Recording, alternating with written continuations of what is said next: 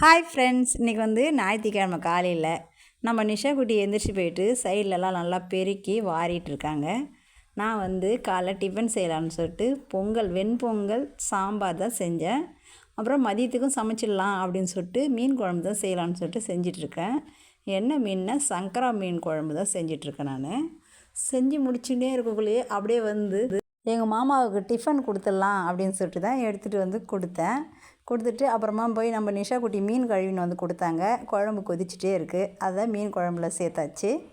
சேர்த்துட்டு மீன் வறுக்கலாம் அப்படின்னு சொல்லிட்டு 4 பீஸ் மீன் தான் எடுத்து வறுத்தேன். வறுத்துட்டு பாத்திரம்லாம் கழுவிடலாம் அப்படின்னு சொல்லிட்டு கழுவிட்டுருக்கேன். காலையிலேயே நாங்கள் வேலையை முடிச்சிடுவோம் ஒரு நாளைக்கு.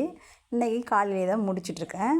அப்புறம் சாயந்தரம் அரிசி ஊற போடலாம் அப்படின்னு சொல்லிட்டு லேட்டாக தான் ஊற வைக்கிறேன். நான் எதனாலனா மாவு புளிச்சிடும் அந்த நாளில். அதனால் கொஞ்சம் லேட்டாக ஊற வச்சு லேட்டாக அரைச்சி போட்டோம்னா காலையில் சரியாக இருக்கும். அவ்வளோதான். இன்றைக்கான டே இப்படி தான் போச்சு. பாய்.